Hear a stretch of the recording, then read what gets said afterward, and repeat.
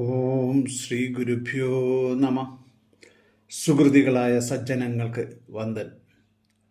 കർക്കിടക മാസത്തിൻ്റെ പുണ്യദിനങ്ങളിൽ നമ്മുടെ ഭവനങ്ങളും ക്ഷേത്രങ്ങളും രാമായണ ഗീതികളാൽ ഭക്തി നിർഭരമാകുന്നു. രാമായണം എന്ന ധർമ്മശാസ്ത്ര ഗ്രന്ഥത്തെക്കുറിച്ചാണ് ഇന്നിവിടെ വിചാരം ചെയ്യുന്നത്. ഉമാമഹേശ്വര സംവാദം ശിവൻ പാർവതിക്ക് ഉപദേശിക്കുന്ന രൂപത്തിലാണ് അധ്യാത്മരാമായണം തുടങ്ങുന്നത്. ശ്രീരാമദേവൻ തൻ്റെ മാഹാത്മ്യം കേൾപ്പാനുള്ളിൽ പാരമാഗ്രഹമുണ്ട് ഞാനതിൻ പാത്രമെങ്കിൽ കാരുണ്യാംബുധേ കനുഞ്ഞരുളി ചെയ്തിടണമാരും നിന്തിരുവടിയൊഴിഞ്ഞില്ലതു ചൊല്ലുവാൻ. മഹേശ്വരന്റെ മറുപടിയാണ്: മുന്നമെന്നോടിതാരും ചോദ്യം ചെയ്തില്ല, ഞാനും നിന്നാണെ കേൾപ്പിച്ചതില്ലാരെയും ജീവനാഥേ. അങ്ങനെ സാരമായ തത്വം ഉപദേശിക്കുന്നു. ഭാരതത്തിൻ്റെ ഇതിഹാസ കാവ്യമായ രാമായണം നാനാരസവിലസിതമാണ്. ഒരേ സമയം ഇതിഹാസമായും പുരാണമായും കാവ്യമായും ധർമ്മശാസ്ത്രമായും സാമൂഹ്യ ചരിത്രമായും ഭക്തിഗീതമായും ഇത് പ്രകാശിക്കുന്നു. രാമായണത്തിൽ ഏത് കഥാപാത്രത്തെ പഠിക്കണം, തൻ്റെ ജീവിതം എങ്ങനെയാവണം, എങ്ങനെ ആകരുത് എന്ന് തീരുമാനിക്കാൻ രാമായണം നമ്മെ പഠിപ്പിക്കുന്നു. ശ്രീരാമൻ എന്ന കഥാപാത്രത്തിൻ്റെ വിവിധ വേഷപ്പകർച്ചകൾ നമുക്ക് രാമായണത്തിൽ എല്ലാ തുറകളിലും കാണാം. എല്ലാം തികഞ്ഞ മാതൃകാപുരുഷൻ, പുത്രൻ, ഭർത്താവ്, രാജാവ്, സഹോദരൻ, മിത്രം, ശിഷ്യൻ, ഇങ്ങനെ വിവിധ വശങ്ങളിലെ മാതൃകാപുരുഷൻ.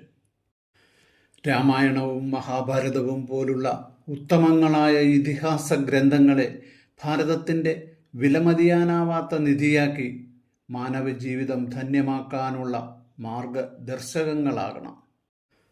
ഭഗവാനെ, ഈ സംസാരസാഗരം എങ്ങനെ തരണം ചെയ്യുമെന്ന പാർവതീദേവിയുടെ ചോദ്യത്തിനുത്തരമാണ് രാമൻ സഞ്ചരിച്ച വഴികൾ. രാമനിൽ നിന്നും ശ്രീരാമനിലേക്കുള്ള യാത്ര, നരനിൽ നിന്നും നാരായണനിലേക്കുള്ള യാത്രയാണ് രാമായണം.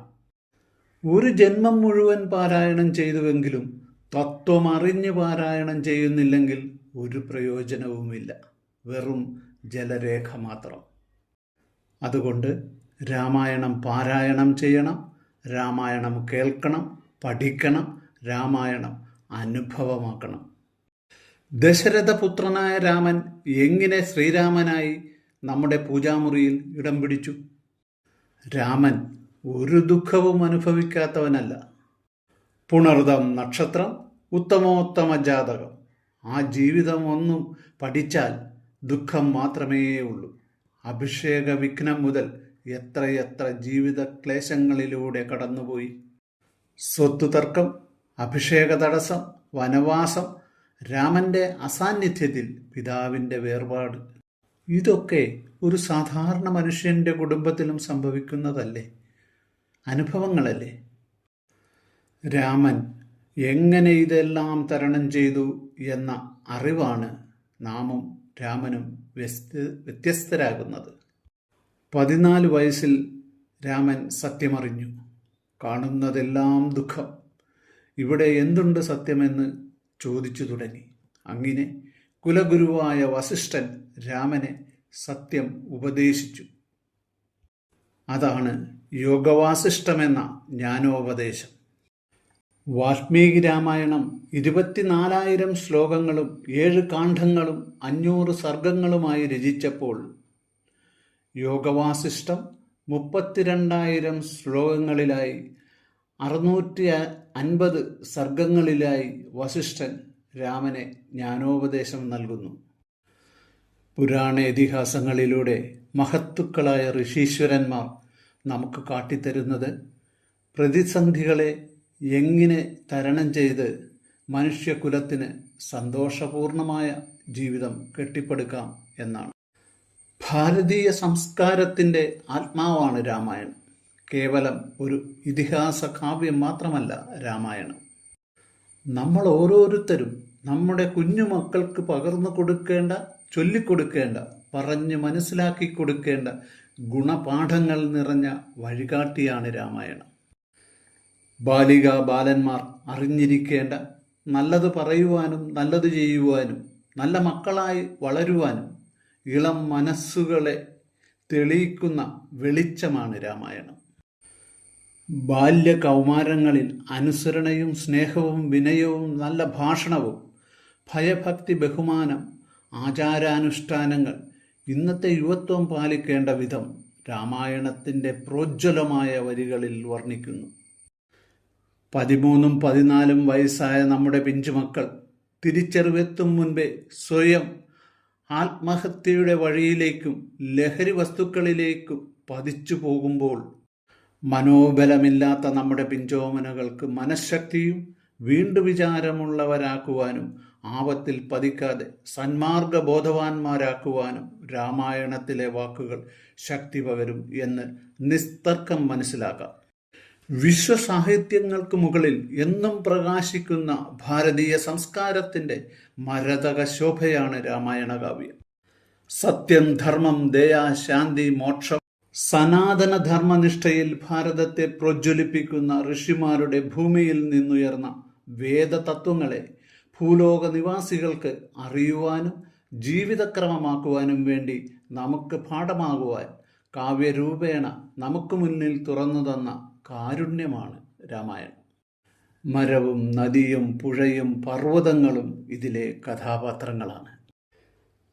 കൊലയും കൊള്ളിവയ്പും മോഷണവും പിടിച്ചുപറിയും സ്ത്രീകളെ കടന്നാക്രമിക്കലും ബാലികാബാല വ്യത്യാസമില്ലാതെ ക്രൂരമായ നരാധമന്മാരുടെ പീഡനങ്ങൾ നമ്മുടെ മുന്നിൽ വേതാള നൃത്തമാടുന്നു. ആര് നമ്മളെ രക്ഷിക്കും? ആരാണ് നമ്മുടെ രക്ഷകർ? പെൺകുട്ടികളുടെ മാനം കവർന്നും കൊലവിളിച്ചും നമ്മുടെ വീടുകൾ കണ്ണീർ ചാലുകളാക്കി മാറ്റുമ്പോൾ തെറ്റും ശരിയും അറിയാതെ സ്വർണമാൻ്റെയും മാരീചൻ്റെയും കുടിലതന്ത്രങ്ങളെയും മനസ്സിലാക്കാതെ ചതിക്കുഴികളിൽപ്പെട്ട് ഹോമിക്കപ്പെടാതിരിക്കുവാൻ നമ്മുടെ വീടുകളിൽ രാമായണ വരികൾ ഉറക്കെ ഉയരണം. മനസ്സിൽ ഓരോ വരിയും വാക്കും കുടിയിരുത്തണം. മക്കൾക്ക് പറഞ്ഞു കൊടുക്കണം ഈ വരികൾ. മാരീചന്മാരിൽ നിന്ന് രക്ഷപ്പെടുവാനുള്ള മാർഗം. ലക്ഷ്മണരേഖ ലംഘിക്കരുതെന്ന് ലക്ഷ്മണന്റെ മുന്നറിയിപ്പ് നമ്മുടെ മക്കളെ കാട്ടിക്കൊടുക്കുവാൻ, അത് പാഠമാക്കുവാൻ നമ്മുടെ മക്കളെ പ്രാപ്തരാക്കണം. അന്ധതയകറ്റി ജീവിതം വെളിച്ചമുള്ളതാക്കുവാൻ രാമായണം പാഠമാക്കുവാൻ നമുക്കാവണം. ദൈവത്തെ തന്നെ മകനായി കിട്ടിയിട്ടും കൗസല്യ മാതാവ് എത്രയോ ദുഃഖിക്കുന്നു. അജ്ഞാനമാണ് ദുഃഖത്തിന് കാരണം. തുഞ്ചത്ത് രാമാനുജൻ എഴുത്തച്ഛൻ്റെ അധ്യാത്മരാമായണം കേട്ടുണർന്ന കേരളീയർ ജാതി മതഭേദ ചിന്തകൾക്ക് അതീതരായി വാഴേണ്ടതുണ്ട്. രാമനാമത്തിൻ്റെ മഹിമ പറഞ്ഞുകൊണ്ട് വാൽമീകി മഹർഷി രചിച്ച രാമായണം ലോകസാഹിത്യം മുഴുവൻ പരതിയാലും അതിനൊക്കെ മീതെ നിൽക്കുന്നു രാമായണം. ഭാരതത്തിൻ്റെ ആദികാവ്യം, ഇതിഹാസം, ധർമ്മശാസ്ത്രം, പാരമ്പര്യാധിഷ്ഠിതമായ നന്മയാണ് തലമുറയിലേക്ക് പകർന്നത്. ഈ ലോകത്ത് ഭൂമിയും നദിയും പുഴയും പർവ്വതങ്ങളും നിലനിൽക്കുന്ന കാലം വരെ ലോകത്ത് രാമായണ കഥ പ്രചരിക്കുക തന്നെ ചെയ്യും. മുന്നേ കടന്നുപോയവരുടെ തീക്ഷ്ണമായ അനുഭവങ്ങളുടെ കഥ ഇതിലുണ്ട്. ഇതിലെ ഓരോ കഥാപാത്രവും ഏറെ സൂചനകൾ നൽകുന്നു. രാജാവ്, ഋഷിമാർ, കാട്ടാളൻ, വേടൻ, രാക്ഷസൻ, വാനരൻ, പക്ഷികൾ എല്ലാം ഓരോരോ മാർഗദീപങ്ങളാണ്. വ്യത്യസ്ത കുടുംബജീവിതങ്ങൾ അവതരിപ്പിക്കുന്നു. രത്നാകരൻ കാട്ടാളനായിരുന്നു. കൊന്നും തിന്നും നിഷ്ഠയില്ലാതെ ജീവിച്ചിരുന്ന കാട്ടാളൻ. രത്നാകരൻ്റെ പൂർവാശ്രമത്തിൽ സപ്തർഷികൾ ചോദിക്കുന്നുണ്ട്, നീ ചെയ്യുന്ന ദുഷ്കർമ്മങ്ങളുടെ ഫലം നിന്റെ കുടുംബാംഗങ്ങളും അനുഭവിക്കാൻ പങ്കാളികളാവില്ലേ എന്ന്. രത്നാകരൻ ഭാര്യയോട് ചോദിച്ചപ്പോൾ നിരക്ഷരകുക്ഷിയായ ആ മലവേട സ്ത്രീ പറഞ്ഞു, താൻ നിരന്തരം ചെയ്യുന്ന കർമ്മങ്ങൾ താൻ അനുഭവിച്ചിടുമെന്നേ വരൂ. ഇന്നോളം ഒരു ലോകസാഹിത്യത്തിലും കാണാത്ത, ആരും പറയാത്ത വേദാന്തം. ജീവിത സത്യമാണ്. ശാസ്ത്രമാണ്, ദർശനമാണ്. ഇത് കേട്ടതിലല്ല കാര്യം, മനസ്സിലാക്കണം നമ്മൾ. ഈ സൂചന കേട്ട് ജീവിതത്തെ ചിട്ടപ്പെടുത്തി നെഞ്ചിലേറ്റിയപ്പോൾ മലവേടൻ മഹർഷിയായി. അന്നോളം പക്ഷികളെ കൊന്നു തിന്നാൻ ഉപയോഗിച്ച അമ്പിന്റെ അറ്റത്ത് ഉപയോഗിച്ചിരുന്ന തൂവൽ തൂലികയാക്കി. വേദന കണ്ട് രസിച്ചിരുന്ന വേടൻ ആ വേദനയെ വേദാന്തമാക്കി മാറ്റി. ഒട്ടേറെ കഥകൾ, ഒട്ടേറെ കുടുംബങ്ങൾ, ഒട്ടേറെ കുലങ്ങൾ, ദശരഥൻ, രാമൻ, കൗസല്യ, സീത അടങ്ങുന്ന രാജകുലം, ബാലി, സുഗ്രീവൻ, താര, ഹനുമാൻ എന്നിവരുടെ വാനരകുലം, ഗൗതമൻ, അഹല്യ, വസിഷ്ഠൻ, അത്രി തുടങ്ങിയവരുടെ ഋഷികുലം, ജഡായു, സമ്പാദി തുടങ്ങിയ പക്ഷികുലം, രാവണൻ, വിഭീഷണൻ, മണ്ഡോദരി തുടങ്ങിയ രാക്ഷസകുലം. ഇതിൽ നിന്നും ശേഖരിക്കാനാകുന്ന മുത്തും പവിഴവും ധാരാളം ധാരാളം. രാമന്റെ കഥ പഠിക്കാതെ രാവണ കഥ എന്തിനു പഠിക്കണം എന്ന് ചോദിച്ചേക്കാം. ജീവിതത്തിൽ എല്ലാം ഉണ്ടായിട്ടും തോറ്റുപോയവരുടെ കഥ കൂടിയാണ് രാമായണം. ജീവിക്കാൻ ആഗ്രഹിക്കുന്നവരും ജീവിതം ആഗ്രഹിക്കുന്നവരും പഠിക്കേണ്ടത്. രാമൻ, രാവണൻ, സമ്പാദി, സീത, ലക്ഷ്മണൻ ഏത് വേണമെങ്കിലും തിരഞ്ഞെടുക്കാം.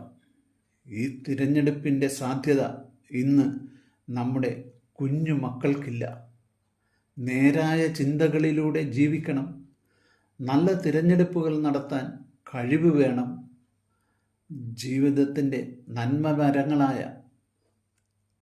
ഇത്തരം കാവ്യശില്പങ്ങൾ കർക്കിടക മാസത്തിലെങ്കിലും പാരായണം ചെയ്യുകയും പഠിക്കുകയും ചെയ്യുന്നതിൽ ഏറെ സന്തോഷമുണ്ട്. രാമായണം ഭൗതിക ജീവിതം തരണം ചെയ്യുന്നതിനുള്ള താരക മന്ത്രമാണ്. രാമായണ മാസം എന്നും പേരുവെച്ച് പ്രത്യേക മാസം മാത്രം പഠിക്കേണ്ട ഒന്നല്ല. ജീവിതത്തിലുടനീളം മനനം ചെയ്ത് ഉറപ്പിക്കണം. തത്വമറിയാതെ രാമായണം ചൊല്ലിയിട്ടോ കേട്ടിട്ടോ യാതൊരു പ്രയോജനവുമില്ല. അതിനാലാണ് ഇത്തരത്തിലുള്ള സത്സംഗങ്ങൾ സംഘടിപ്പിക്കുന്നത്. രാമനിൽ നിന്നും ശ്രീരാമനിലേക്കുള്ള യാത്ര. നാരദനോട് വാൽമീകി മഹർഷി ചോദിക്കുന്നുണ്ട്, ഭൂമിയിൽ സർവശ്രേഷ്ഠനായ പുരുഷൻ ആരാണെന്ന്. അതിനുള്ള ഉത്തരമാണ് രാമായണം. രാമൻ സഞ്ചരിച്ച വഴിയിൽ എല്ലാം തികഞ്ഞ സത്യനിഷ്ഠനായാണ് രാമൻ സഞ്ചരിച്ചത്. രാമൻ നമ്മുടെ പൂജാമുറിയിൽ ഇടം പിടിച്ചിട്ടുണ്ടെങ്കിൽ പരമസത്യത്തെ വസിഷ്ഠമുനിയിൽ നിന്ന് കേട്ട് ഉള്ളിൽ ഉറപ്പിച്ചതിനാൽ ആണ്. മനുഷ്യനിൽ നിന്ന് ദൈവമായി ഉയരണം. അതാണ് മനുഷ്യ ജീവിത ലക്ഷ്യം. ഓം ഗുരു ഓം തത് സത്. അധ്യാത്മരാമായണമിതമെത്രയുമത്യുത്തമോത്തമം മൃത്യുഞ്ജയ പ്രോക്തം അധ്യയനം ചെയ്കിൽ മർത്യന ജന്മനാ മുക്തി സിദ്ധിക്കുമതിനില്ല സംശയം.